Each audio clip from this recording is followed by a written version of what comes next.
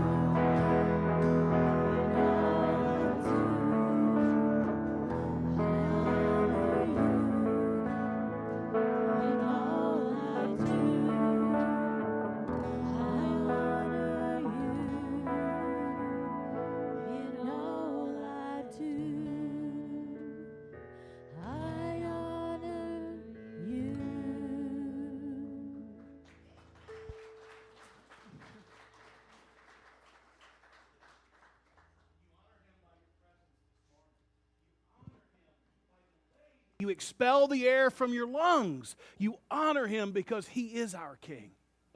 He is my king. I pray that he's your king. We don't worship at the altar of the world. We give honor and glory to Jesus in all that we do.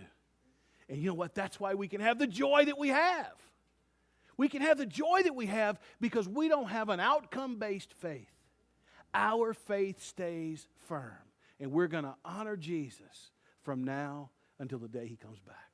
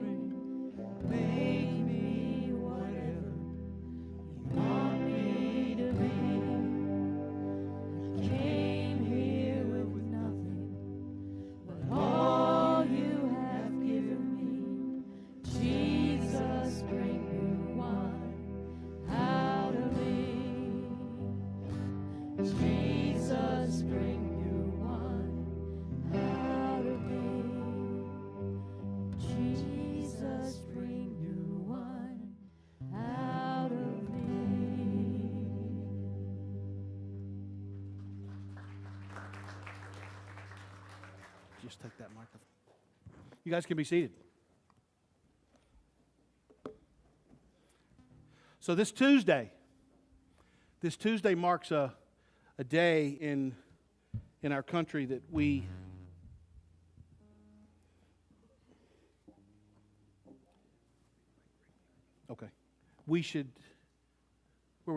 honor veterans.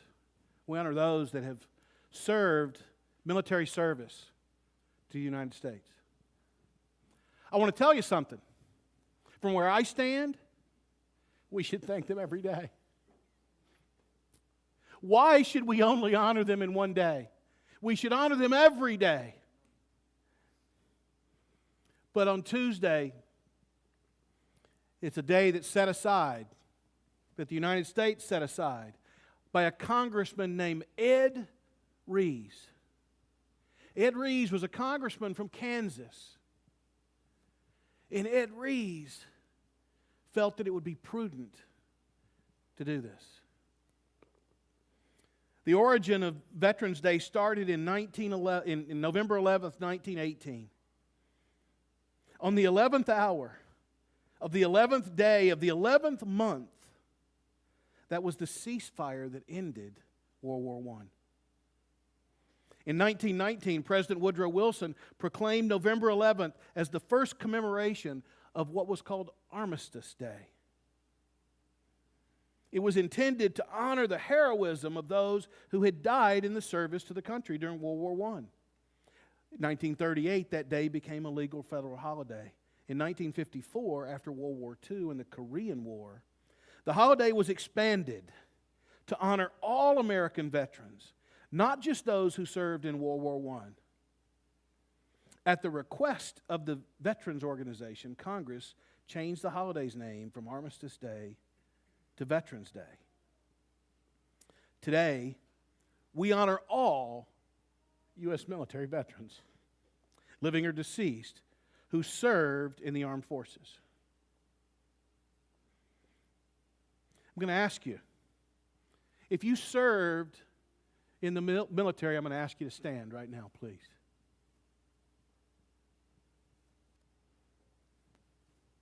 Come on. Thank you.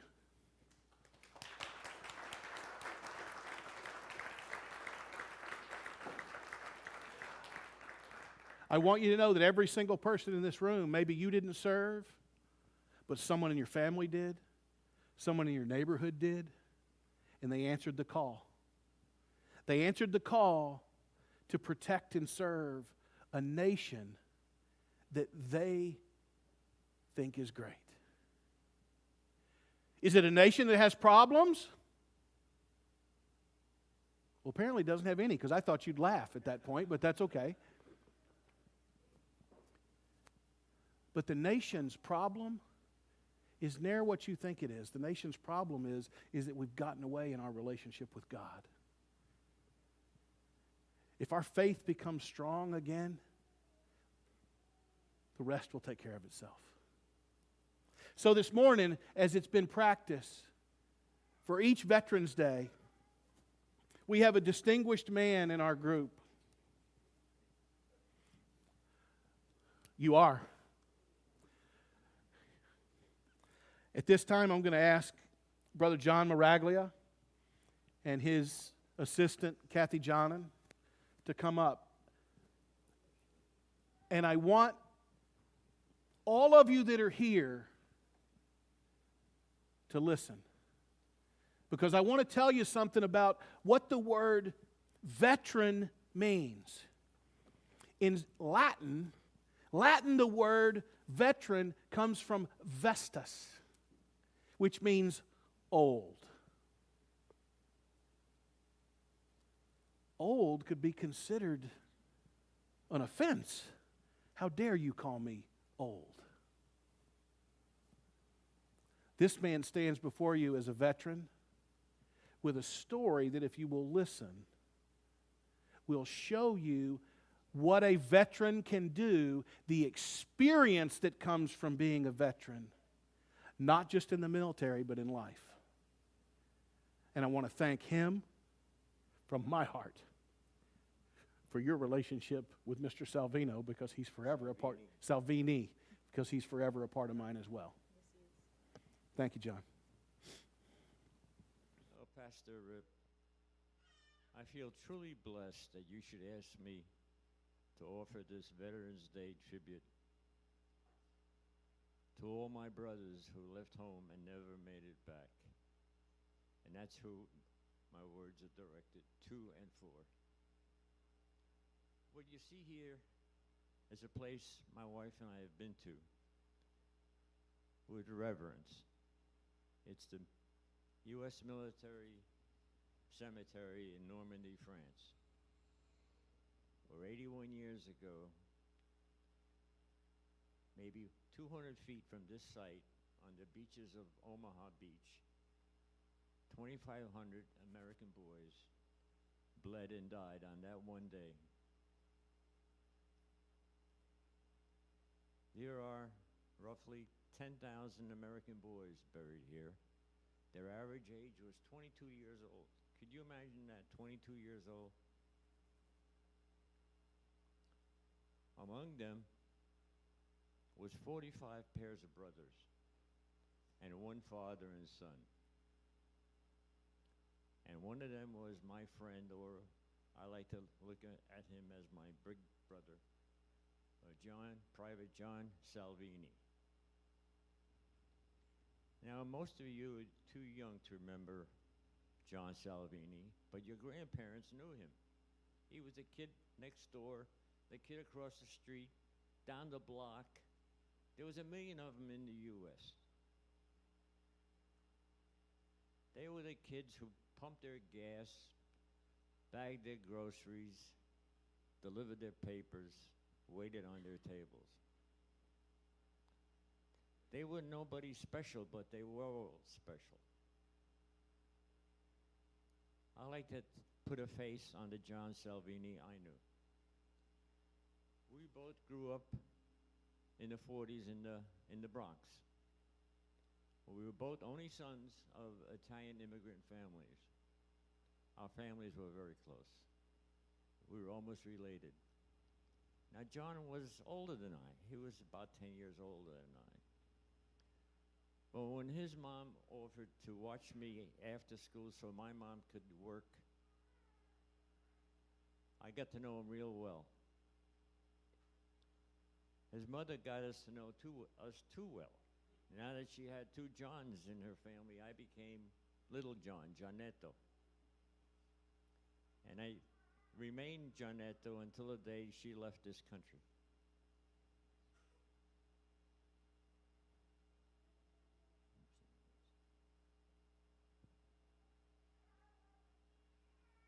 I wanted to mention earlier that the French, the country of France, in appreciation for our boys, what our boys did towards their liberation in 1944, ceded the 75 acres that these crosses and stars are on permanently to the United States. So actually there's a little piece of America right there in France on the beaches of Normandy. I would encourage every one of you in your lifetime, put it on your bucket list. There are emotions evoked when you walk among those crosses and stars that there is no word, there are no words in our language to describe it. I cannot. I just cannot do it. But you'll feel it. You'll feel what you're supposed to feel. It's almost like these stars and crosses are weeping.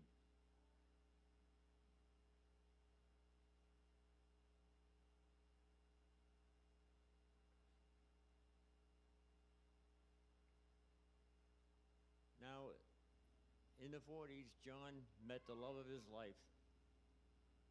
And before they could get married, he was drafted into the U.S. Army. It wasn't long after that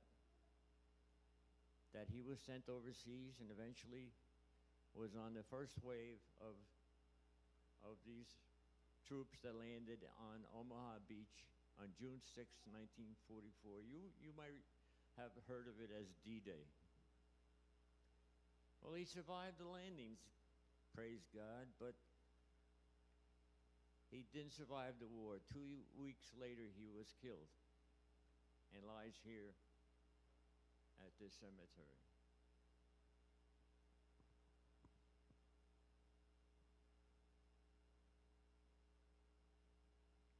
Now, I was still staying with his mom and dad while my mom worked, and I saw the pain that she went through with his death, her only son.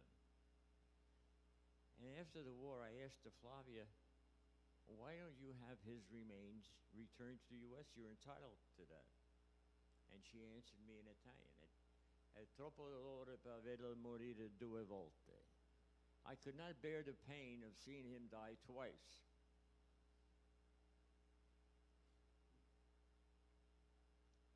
And so this cemetery here, on the 50th anniversary of D-Day, as we know D-Day, it was visited by President Reagan, and I think he said it best, that these young boys lost two lives. They lost the life they were living and the one they would have lived. They never got married, were never fathers, were never grandfathers, and all we can do is remember them.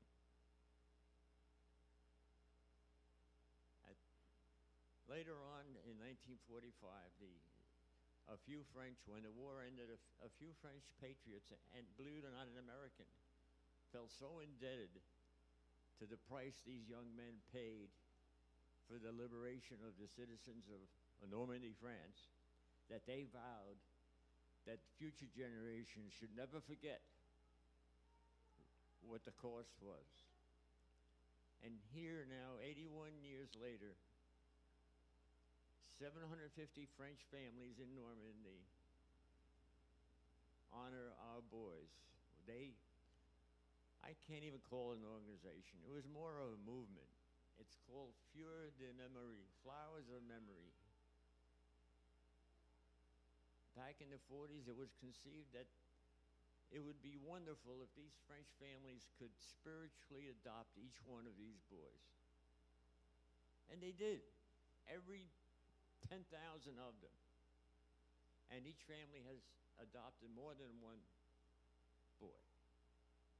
Now you ask, what do you mean adopt?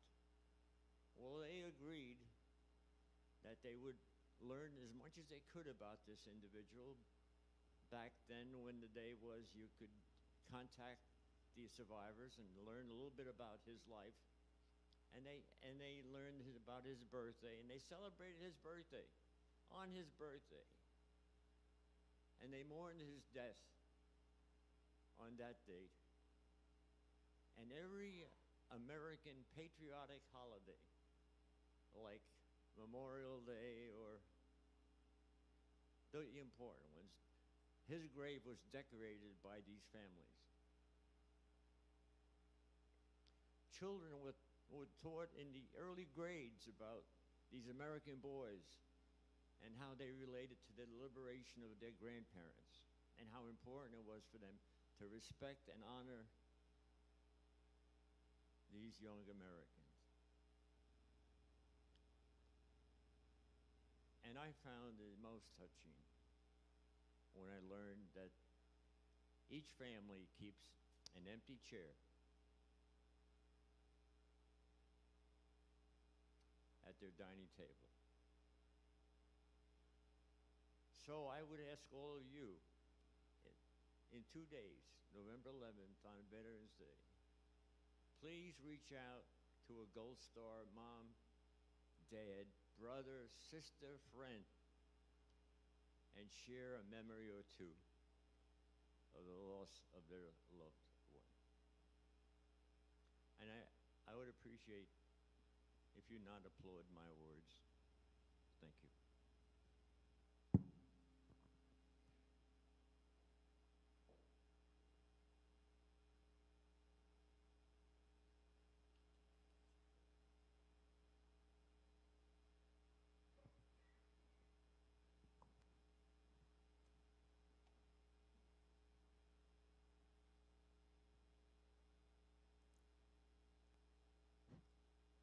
So I'm just honored because John has asked me to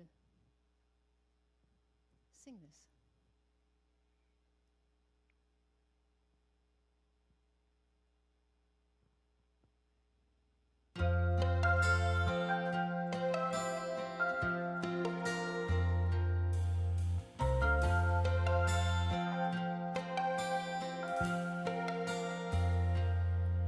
If tomorrow things were gone, work for all my life, and I had to start again, just my children and my wife.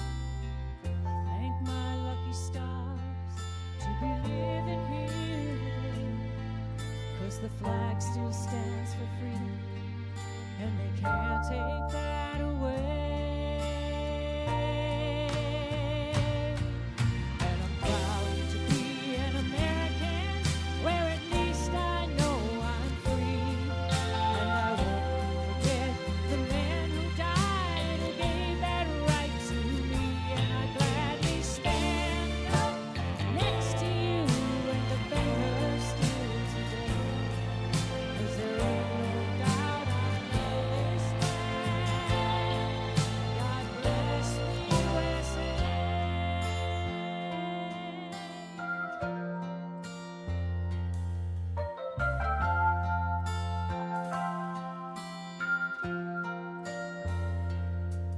From the lakes of Minnesota to the hills of Tennessee, across the plains of Texas, from sea to shining sea, from Detroit down to Houston, from New York to LA, where's pride in every American heart, and it's time we stand and say,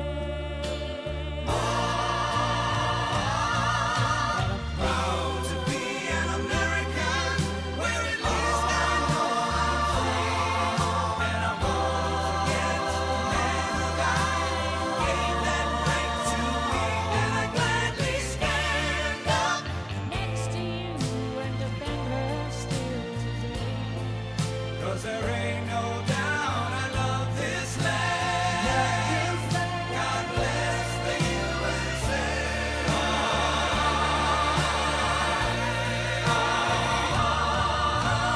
Proud to be an American, where at least I know I'm free. And I won't forget the man who died, who gave that right to me.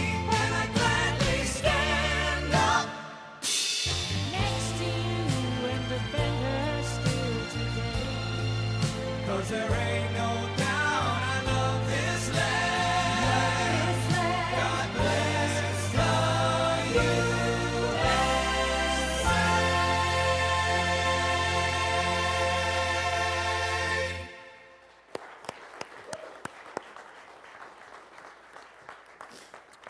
You guys can be seated.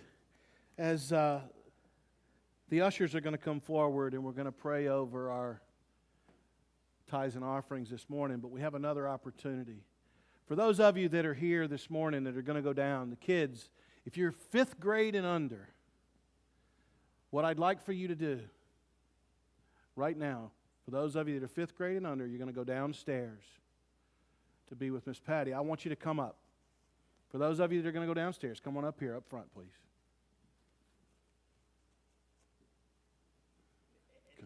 Come here, Josh. My man. No, I don't want you to stand right here. I want you to hold that flag up.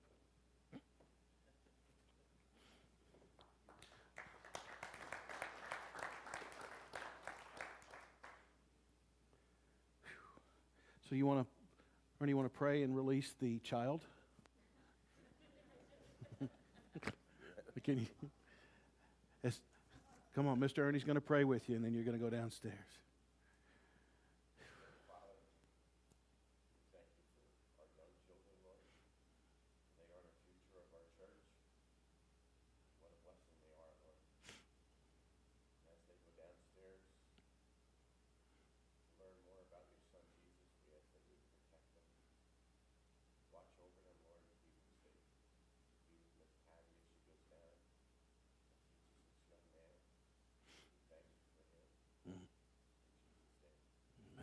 Thank you, buddy.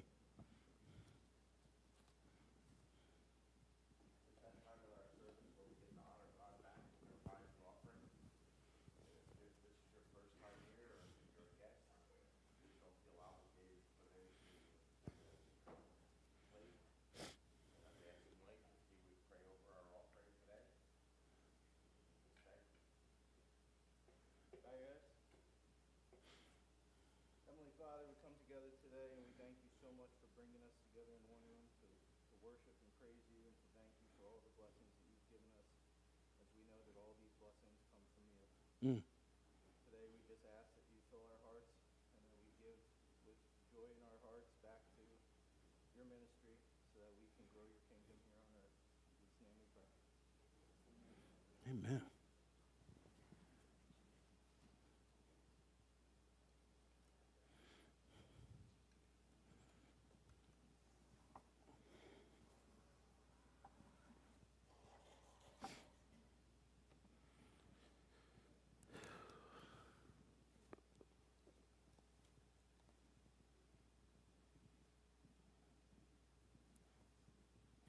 You know,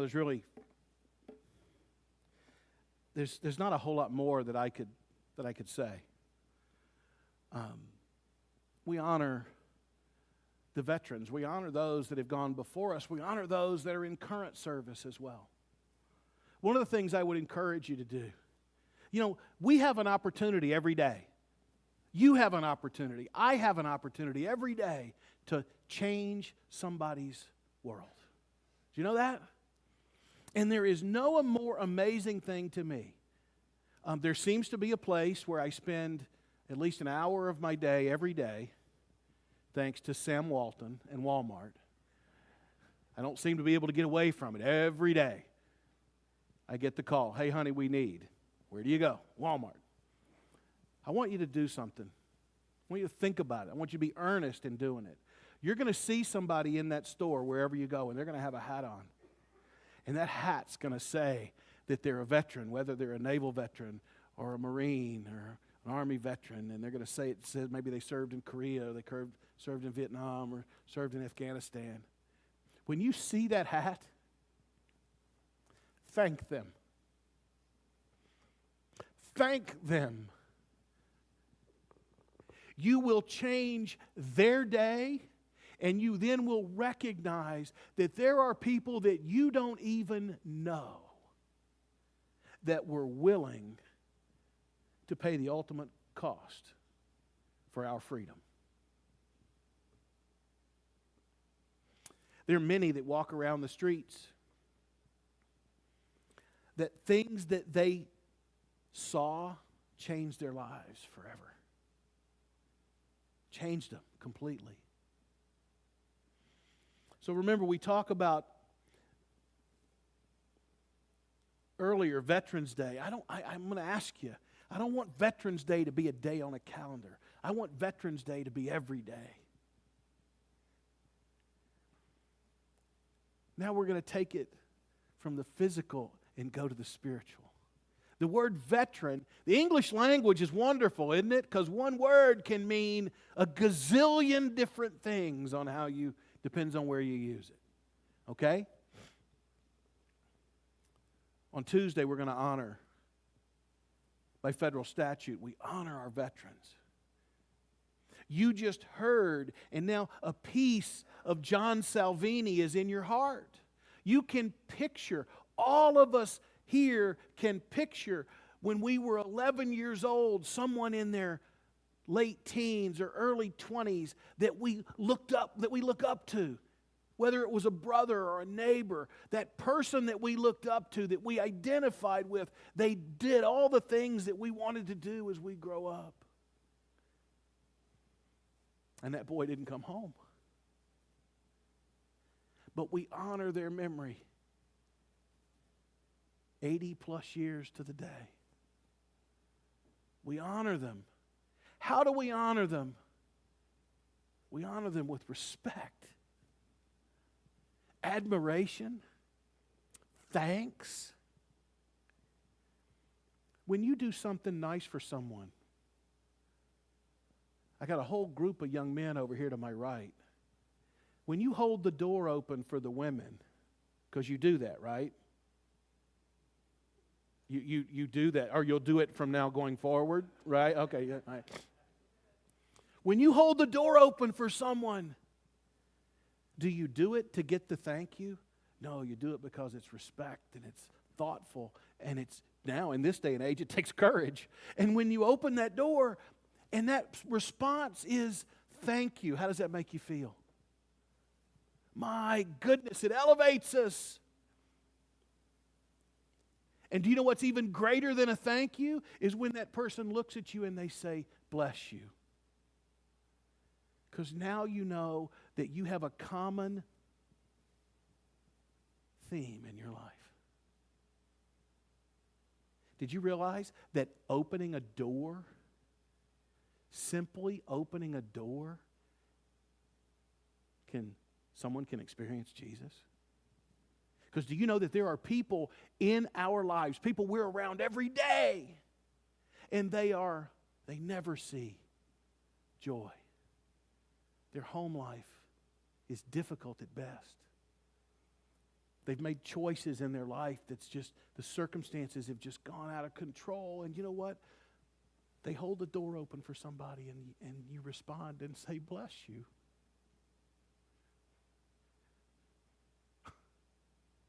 Two simple words, bless you. The word veteran. To thank a veteran for what they've done. Can we go further? How about thank a parent? How about thank a brother or a sister or a friend or a comrade by simply saying, thank you for what you've done.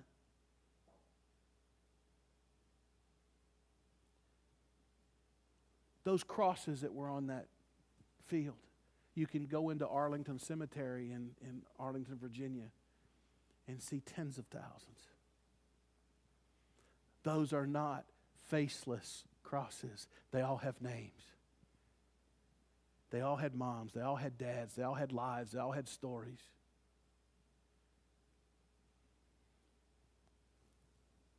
Have you ever thought about what it means to be a veteran? Military veteran we've just talked about. We got people who are called veterans, athletes that are called veterans, and it simply means you're not a rookie anymore. I want you to look around. In this room, you have veterans in the faith. That by Latin doesn't mean that they're just old. Do you understand that? They are veterans in the faith because they have walked with the Lord for days, weeks, months, years, decades. Do you know what a veteran has? Experience. A veteran has experience. Those young men, when they landed on that beach, when they came down, they had to depend on people. In some cases, they didn't even know. And they did it. And they did it for this flag. We do it for the cross. How many people are willing to stand up for this flag, but not this cross?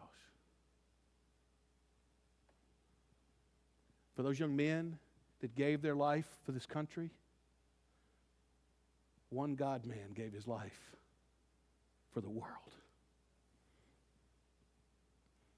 Jesus came and died on a battlefield, crucified in a death that we can't even imagine. His life, he knew, was short.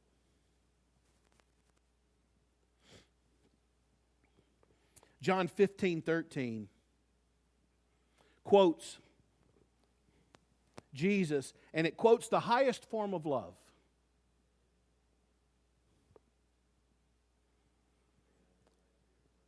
A brother, a person that will lay down their life for another.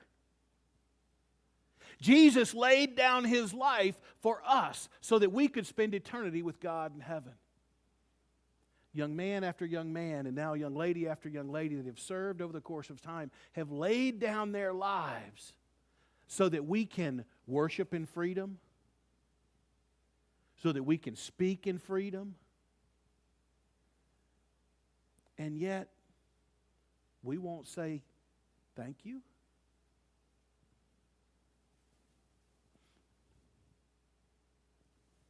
Overthink a vet. When's the last time you thanked Jesus? When's the last time that you truly thanked Jesus for what He did? John 15:13, I quote, "Greater love has no one than this, than someone that would lay down his life for his friends." Guys, this passage is not about physical death. It's about the very nature of love. It's about living a life that's poured out to the benefit of others. Here's 3 facts that you can find about every military veteran. And here's 3 facts that you'll find the same about every Christian veteran.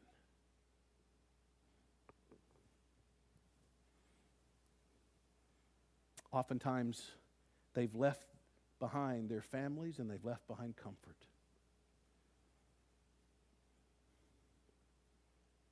Oftentimes, they step into uncertainty and danger. And the overwhelming majority don't serve for fame.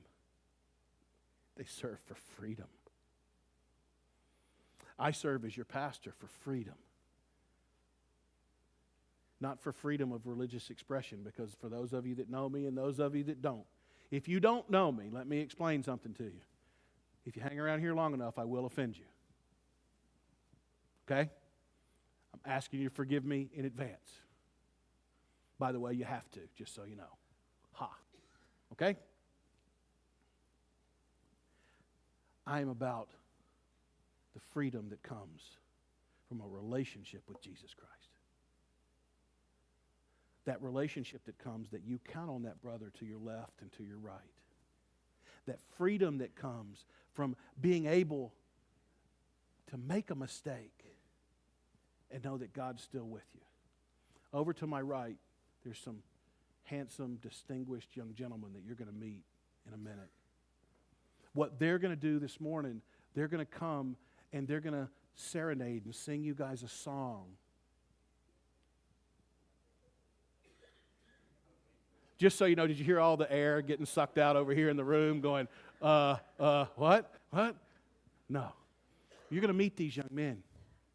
These young men have something in common. They're athletes. They're high school athletes.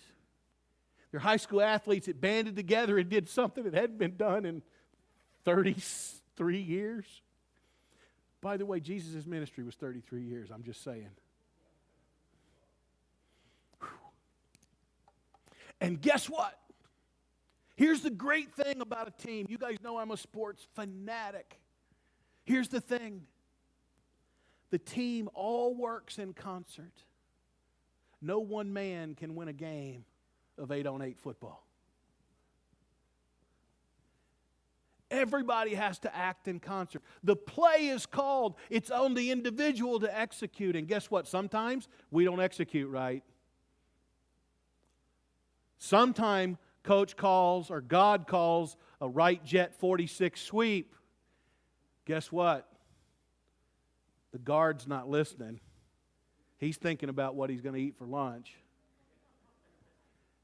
And he gets up to the line of scrimmage, and the snap goes, and instead of pulling right to make a block. Now, none of you would have done this, correct? Somebody goes to the left, and our unsuspecting quarterback gets creamed. Now, does the quarterback get up and from his experience begin to berate, belittle, and chastise the young man that made the mistake? Because in this event, you got 40 seconds before the next play. You can't take that much time. You know what you do? You lovingly walk up and you tell them, I would appreciate the next time for you to pay attention.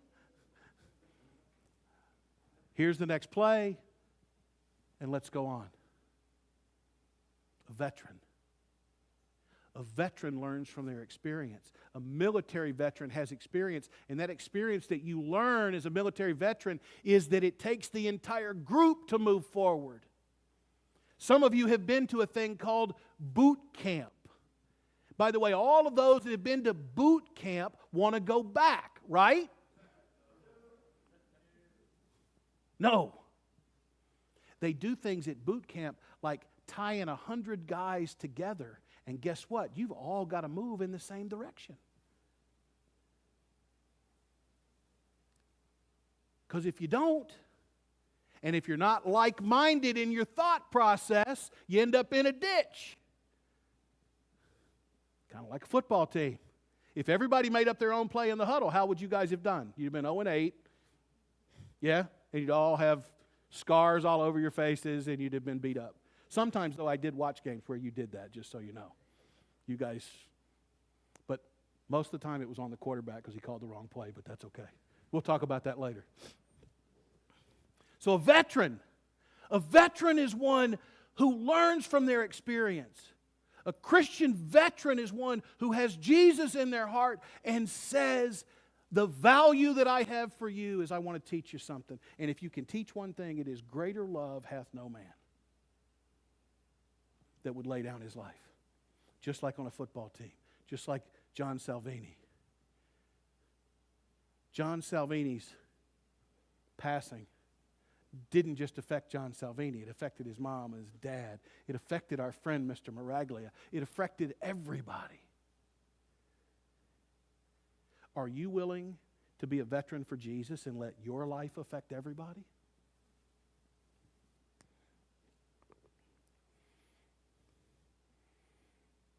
To honor veterans is not merely just enough to say thank you, though, because these words matter.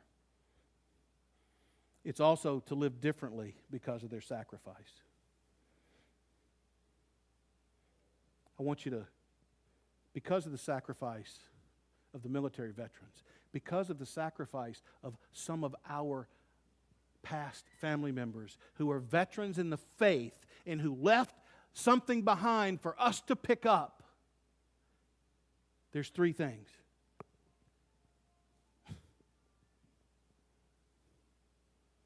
You know, you can't make this stuff up, right? I know who that is on the phone. I have no doubt who that is. I love you. So, we live differently because of other people's sacrifices.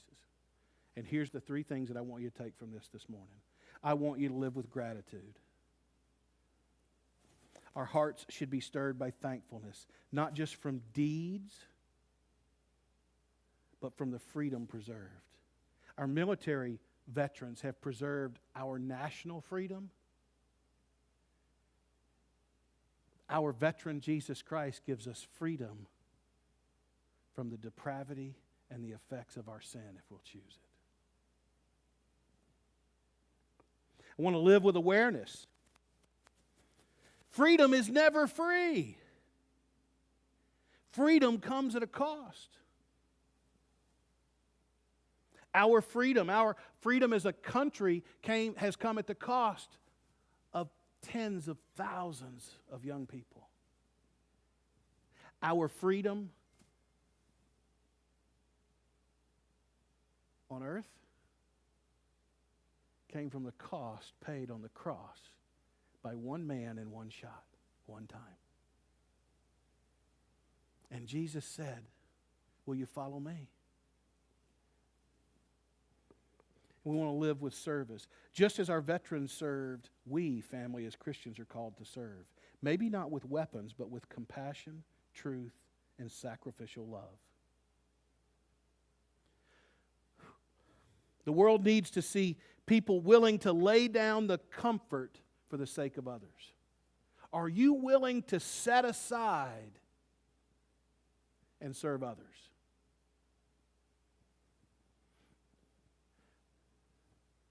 Many people have died for this flag.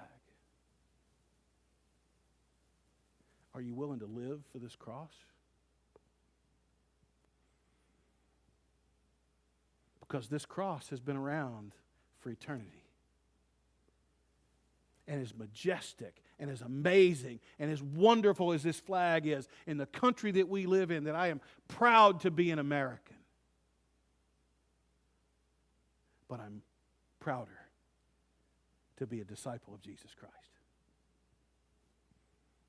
Because in the end, we're all going to meet the Maker. We're all going to meet the Creator. And His question is not going to be, did you bow to the American flag? His question is going to be, did you accept Jesus Christ as your Lord and Savior? So this morning, we're going to honor some young men. These young men are veterans. Doesn't mean they're old. It means that they have experience.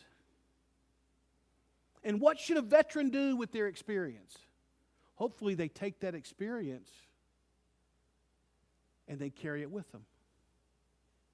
Coach, you want to come up just for a second, please?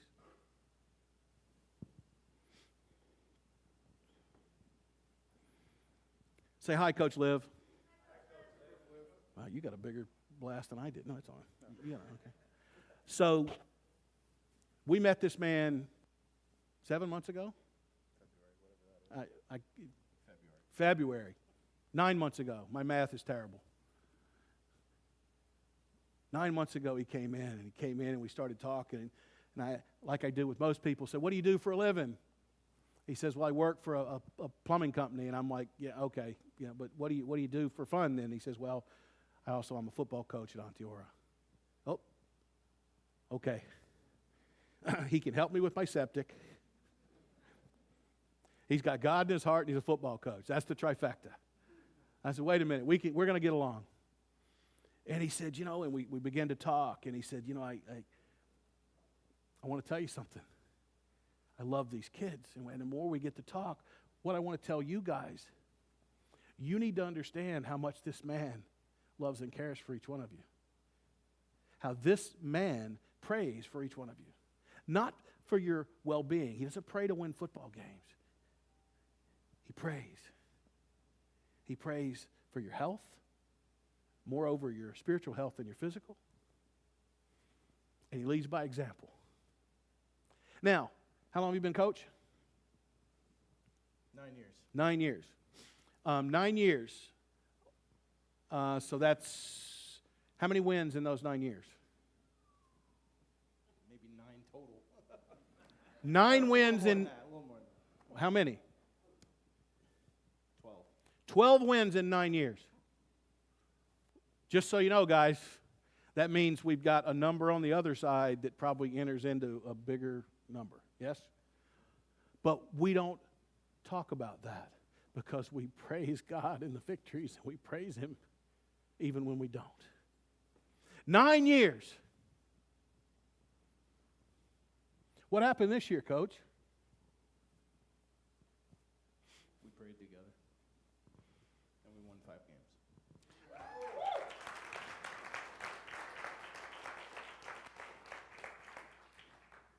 Went to the playoffs for the first time in 33 years. Did it with 15 guys? More like 13 every week. 13, okay. 13 That's guys. half the team over there. You got young men that got hurt and played hurt, and even when they were hurt, they stood up and they supported because that's what a veteran does. A veteran comes alongside their people. These young men did something in Onteora High School history that had not been done to this point in 33 years. 5 victories. They went to a playoff game. and 6 points away from a victory. I want to honor them this morning. I'm asking for your indulgence because these are young men that when I met them,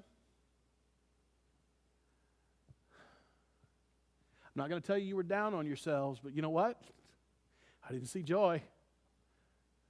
It was almost like I'm playing football because wrestling season's coming. Lou's not here, so I can say that. I'm playing football because, for whatever reason, and I watched them grow as a group of young men. A group of young men that now have something in their life and in their heart where they're going to go back to this school, and you know what they do? They're leading other young men and women. I'm going to tell on them because I was at one of the games and we're standing there and I'm talking to Coach and I said, hey, where are the guys? And they said, well, I guess they're in the locker room. And all of a sudden one of the other coaches comes up and he says, I think you need to get in there. Well, why? And I'm looking at Coach and I'm thinking, oh, please don't tell me these kids are acting up in the locker room. You know what the coach said? He said they're praying. Do you hear this? This is a public high school in New York State, and these kids are standing up together. And they did an amazing job. Did you ever want to quit? No? Not at all? Not even one play you didn't want to take off. And they didn't, and they stood up. And this morning, Coach, if you'll call them up one by one. Dante Guido, Connor Gearloff, Josh Otis, Marty Berman, Jaden Thiel, Jameer Mays, and Chase Madison. Come this way. No, come down this way. Come down this way. So I told you guys when I met you, I told you that I was going to honor my promise. I want you to look behind me. These people were praying for you every week. A group of people that care, don't even know some of you. You may never see them again, but they care about you. Because they know that there's something that wants to get inside you. And that something is Jesus. Victories come and go. Victories come and go. Are you going to win every game? The only game, hopefully, I got it. We're not going to quit. We're not going to quit. But here's the game that matters. The game that matters is what are you going to do with your heart? I thank you guys, each one of you, from the bottom of my heart, okay? It is a privilege and it's an honor to call you playoff football from Onteora High School. Family, how do we honor these kids?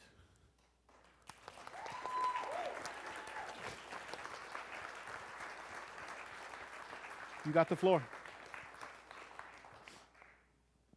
I just want to say that with this group, there's so many moments to praise on the field. Things of endurance, of selflessness, of like we talked about laying down your life for your brother. I mean, some of these guys had pneumonia. Some of them had, pretty rough injuries that should have kept them out a few games, and they hustled back to get back for their brothers. And I could sit up here and praise them all day for that. But the proudest moment of my season was when it ended.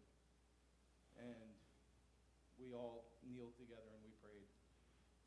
Even in loss, even in defeat, we prayed because we had the opportunity. And I don't know if they knew at that time, but their story was God's plan. God's plan isn't always for us to win games, but it is to honor him.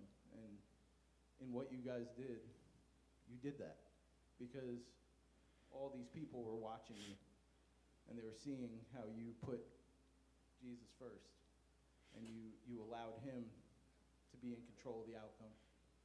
So for all that you guys did this year, and for all that you're going to continue to do, both at Onteora and out in the world, I thank you.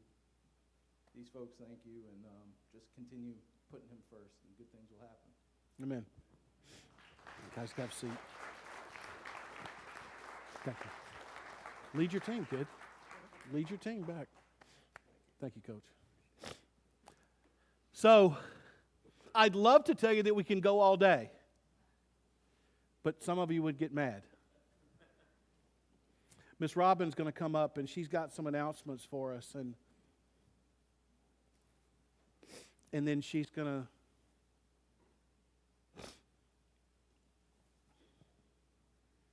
at the end of the announcements, we're going to watch a video, not a movie. Sorry, I panicked. I saw the panic look of what movie? Oh, sorry. I apologize. My fault. But as she gets at the end of this, I want you to stay put for just a minute. Because if it's on her announcement sheet, don't leave that out for just a second. Until after the movie. Yeah, until after the movie. Okay? Or video. Not movie. It is not a movie. It is not a movie. Okay, sorry. So, I want you to watch. And I want you to watch this video